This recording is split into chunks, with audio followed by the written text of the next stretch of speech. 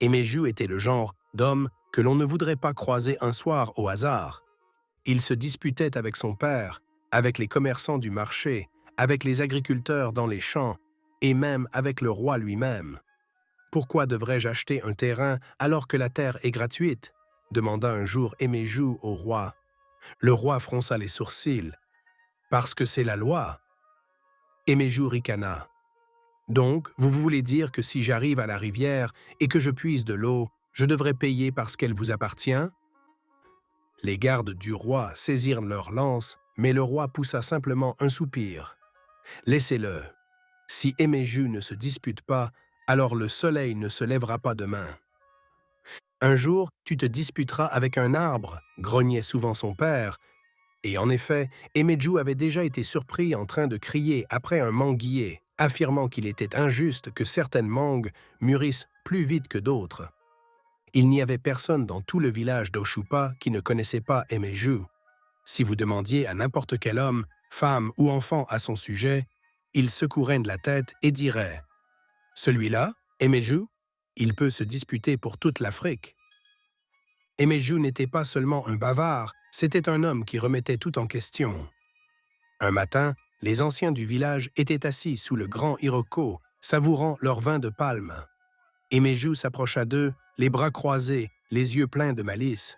« Grands anciens, j'ai une question, » annonça-t-il. Le plus âgé d'entre eux, Pa Okika, soupira. « Emeju, quoi encore? Comment l'eau entre-t-elle dans une noix de coco ?» Les anciens gémirent. « C'est ainsi que les dieux l'ont voulu, » répondit l'un d'eux. « Les dieux » ricana Emeju. « Donc, les dieux n'ont rien de mieux à faire que d'aller chercher de l'eau et de la mettre dans les noix de coco ?» Pa Okika lui lança un regard fatigué. « Emeju, laisse-nous en paix. » Lorsqu'ils n'eurent aucune réponse valable et burent en silence, il leva les mains en l'air et s'éloigna en marmonnant que le village était laissé entre les mains de vieillards sans idée. Pour beaucoup, Emeju n'était rien de plus qu'un jeune homme agaçant qui aimait entendre le son de sa propre voix.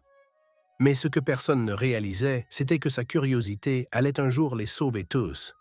Dans ce même village d'Oshupa, juste à la lisière, il y avait une vaste jungle que personne n'osait pénétrer. Les villageois l'appelaient Igbo Ncheta. La jungle sans retour. Elle était dense, sombre et remplie d'arbres immenses qui s'étendaient si haut qu'ils bloquaient le soleil. Des sons étranges s'échappaient des ombres, et ceux qui s'en approchaient trop parlaient toujours d'une sensation étrange, comme si des yeux invisibles les observaient.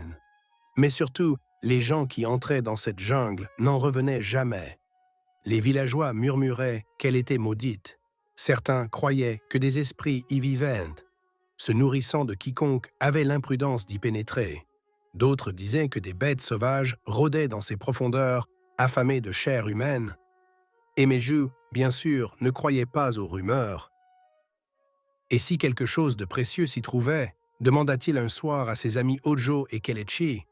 Peut-être qu'il y a de gros animaux à chasser, peut-être que je peux poser des pièges et gagner de l'argent. Ojo secoua la tête violemment. « Si tu entres là-dedans, Emeju, on ne te reverra plus jamais. » Kelechi ajouta. « Mon oncle y a disparu il y a 20 ans. Ils n'ont retrouvé que ses sandales. » Emeju, bien sûr, ne croyait rien de tout cela. « As-tu déjà vu un homme entrer et se faire manger de tes propres yeux ?» demanda-t-il un après-midi à un ancien. « Non, mais… » « Alors, comment le sais-tu » L'ancien n'avait aucune réponse, seulement de la frustration. Emeju n'était pas un idiot. Son esprit fonctionnait différemment. Une jungle ne mange pas les gens. Il se passe quelque chose là-dedans. Un soir, alors que le soleil se couchait derrière les arbres et que le ciel virait à l'orange, Emeju prit sa décision. Il allait poser des pièges dans cette jungle. Si les villageois avaient peur, c'était leur problème. Il attraperait de gros animaux, les vendrait, et prouverait que cette jungle n'était rien d'autre qu'un amas d'arbres. Avec une lance attachée dans le dos et quelques pièges faits à la main dans les mains, Emeju s'engouffra dans la jungle, disparaissant dans les ombres. Emeju n'avait parcouru qu'une courte distance lorsqu'il s'accroupit pour installer l'un de ses pièges. La jungle était silencieuse, à part les cris lointains des oiseaux et le bruissement des feuilles. Il travailla rapidement, attachant les cordes, positionnant les pieux. Il plaça son piège, marqua soigneusement l'endroit, puis se retourna pour partir. Il était presque sorti de la jungle quand il entendit un rire, presque comme celui d'une femme venant de loin à l'intérieur de la jungle. Il écouta attentivement et entendit des chuchotements, puis il s'élança hors de là. Était-il en train d'imaginer des sons? Pensa-t-il en retournant à sa hutte. Mais Emeju était têtu. Une fois qu'il avait une idée en tête, il ne faisait jamais marche arrière. Le soir du jour suivant, alors que le village était empli des parfums de soupe et de la fumée des feux de bois qui cuisinaient les repas du soir, il retourna discrètement dans la jungle. L'air sentait la terre humide et quelque chose de pourri. Son cœur battait fort, mais il chassa sa peur et se dirigea vers ses pièges. Puis, juste au moment où il s'apprêtait à se déplacer vers un autre endroit, il entendit des voix, douces, pressantes, une voix d'homme suivie d'une voix de femme. Emeju se figea, s'abaissant derrière un buisson épais. Il écarta légèrement les feuilles, jetant un coup d'œil à travers les interstices. Ce qu'il vit lui glaça le sang. C'était la reine. Oui, la reine Ihuoma, l'épouse du roi Obidik. Elle était magnifique, drapée dans des robes bleues et dorées, ses cheveux tressés coulant dans son dos. Mais elle n'était pas seule. Un jeune homme, un simple villageois, se tenait devant elle, la fixant dans les yeux comme s'il était en transe. Ils étaient proches, trop proches. Leurs corps se touchaient, leurs mains parcouraient l'un l'autre. La reine trompait le roi avec un villageois. Mais ensuite, quelque chose d'étrange se produisit. La reine posa ses mains sur la bouche du jeune homme, et pendant un bref instant, ses yeux brillèrent d'un rouge profond et surnaturel. Emeju observa la reine caresser le visage de l'homme, gardant son autre main sur sa bouche, murmurant des mots qui rendaient l'air lourd. Puis, soudainement, l'homme tomba à genoux, et son organe viril semblait avoir disparu.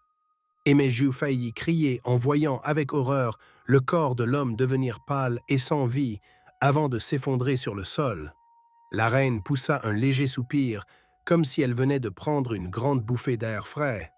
Sa peau brillait légèrement, comme quelqu'un qui venait de boire le vin de palme le plus doux. La reine Ihuoma inspira profondément, comme si elle absorbait l'âme du jeune homme. Puis, lentement, elle se retourna et disparut dans la jungle, laissant derrière elle l'homme mort. Emeju resta caché longtemps, son corps tremblant et son cœur battant la chamade. Après avoir essayé de se calmer, il s'approcha du corps pour vérifier la réalité de ce qu'il avait vu. L'homme gisait là, sans son organe, déjà parti de ce monde. Emeju manqua de vomir en fixant le cadavre, ses mains tremblantes. La jungle n'était pas maudite, la jungle n'était pas remplie de monstres. La reine était le monstre. Emeju se précipita vers le village, haletant, l'esprit en ébullition. Il devait parler à quelqu'un. Sa première destination fut la hutte de son père. Le vieil homme était assis près du feu, réparant un filet de pêche. « Père », Emeju fit irruption. « J'ai vu quelque chose de terrible. » Son père soupira. « Qu'est-ce que c'est encore, cette fois ?» Emeju prit une profonde inspiration et lui raconta tout. La jungle, la reine, l'homme sans vie. Il parlait vite, gesticulait, sa voix remplie d'urgence. Lorsqu'il eut fini, son père secoua simplement la tête. « Tu recommences encore, » dit-il. « Emeju, faut-il toujours que tu parles? Faut-il toujours que tu trouves quelque chose à contester? Si quelqu'un entend cette folie, ils diront que tu complotes contre le roi. Veux-tu mourir? » Emeju serra les poings. « Je dis la vérité. »« Alors trouve une preuve, » dit son père, « parce que personne ne te croira. » Frustré, il courut jusqu'à la hutte de ses amis et leur raconta tout. Ojo soupira. « Emeju, nous savons que tu aimes parler, mais ce sont des paroles dangereuses. » Kelechi chuchota. « Si le roi entend cela, tu seras accusé de trahison. Veux-tu mourir? » Emeju serra les poings. Pourquoi personne ne le croyait-il? Il devait prouver la vérité. Emeju savait qu'il avait besoin de quelque chose d'indéniable, quelque chose qui pouvait révéler le sombre secret de la reine. Il réfléchit encore et encore, puis l'idée lui vint. Une machine à rayon X. Quelque chose en elle tuait ces hommes en leur arrachant leur virilité comme un singe mordant dans une banane. S'il voulait une preuve, il lui fallait un moyen de voir à travers les corps et révéler ce qui s'y cachait. D'après les histoires qu'il avait entendues à l'école et de la part de ceux qui étaient allés dans des hôpitaux lointains, il savait que, dans certaines villes et villages éloignés, il existait des appareils, notamment un appelé le dispositif à rayon X, capable de voir à l'intérieur d'un corps humain. S'il pouvait en obtenir un, peut-être, juste peut-être, cela prouverait la véritable nature de la reine. Dès le lendemain, il se rendit dans un village voisin, espérant y trouver un hôpital, mais il n'y en avait pas. Il demanda aux villageois s'ils connaissaient un appareil à rayon X. Certains se moquèrent de lui, affirmant que cela n'existait pas, tandis que d'autres lui conseillèrent d'aller voir dans un autre village. Déterminé, Emeju chercha et voyagea à travers de nombreux villages. Le voyage était long et dangereux, mais il persista. Le destin de son village reposait désormais entre ses mains. Finalement, il trouva un village avec un hôpital. Il entra rapidement et demanda l'appareil à rayon X, sollicitant un examen médical. Après que le médecin eut fini avec lui, Emeju savait qu'il devait trouver un moyen de prendre l'appareil à rayon X. Mais il y avait un problème. Il savait que les médecins ne lui donneraient pas la machine et il ne pouvait pas se l'offrir. Alors, Emeju fit l'impensable, quelque chose qu'il n'avait jamais fait auparavant. Il vola. Cachant l'appareil sous son manteau, il reprit la route vers son village. Le lendemain matin, il arriva de retour au village. Emeju ne perdit pas de temps. Il installa la machine sur la place du village, appelant tout le monde à se rassembler. Le village se rassembla en le voyant traîner l'étrange appareil. « Qu'est-ce que c'est? Qu'est-ce qu'Emeju prépare cette fois-ci? Je vais vous montrer la vérité, cria Emeju. Les villageois murmurèrent, curieux, et s'appelèrent les uns les autres pour observer l'étrange machine. Le roi arriva, assis sur son trône surélevé. La reine se tenait à ses côtés, le visage calme. Emeju commença à scanner les gens, faisant en sorte que cela paraisse normal. Il leur montra leur image au rayon X, et tous s'émerveillèrent, chacun attendant avec impatience son tour. Puis, il arriva à la reine. Elle hésita, le regardant avec un air dégoûté et un regard de côté bombastique. « Votre Majesté, cria Emeju, je suis venu avec une preuve. » Les yeux de la reine se rétrécirent. « Une preuve de quoi ?» demanda le roi. Emeju pointa du doigt la reine Ihuoma. C'est elle qui tue les hommes dans la forêt d'Igbo. Elle vole leurs âmes et se nourrit de leur virilité. Des exclamations de stupeur parcoururent la place du village. Le roi rit. « Emeju, veux-tu mourir ?»« Eh, alors laissez-moi le prouver. » Emeju alluma la machine à rayon X, s'approchant de la reine. La reine se leva brusquement. Son corps se raidit. « Quelle est cette folie ?» demanda-t-elle. « Avez-vous quelque chose à cacher ?» défia Emeju en regardant le roi. Le roi fit un geste. « Qu'il procède. » La reine avança et Emeju fit passer la machine sur son corps. Puis, l'image apparut. Toute la foule poussa un cri de stupeur. À l'intérieur de la reine, juste autour de l'os de son arcade pubienne, se trouvaient des dents, toutes en forme de crocs, visiblement visibles. Elles semblaient si acérées et mortelles qu'elles pouvaient couper les villageois rien qu'en les regardant. Tous observèrent avec effroi. Le silence était assourdissant. Puis un ancien parla. Le garçon avait raison. Le visage du roi se tordit d'horreur. Il se tourna vers sa femme. « Qu'es-tu? Qu'est-ce que c'est ?» La reine Ihuoma ne répondit pas. Au lieu de cela, elle se jeta sur Emeju, ses mains illuminées d'une sombre puissance. Mais les gardes du roi la saisirent. Le visage de la reine s'assombrit. Elle poussa un sifflement inhumain et tenta de s'enfuir. Mais les gardes la maintinrent fermement, son pouvoir s'estompant. Le visage du roi était rempli d'horreur et de trahison. Il se tourna vers les anciens. « Elle doit être bannie !»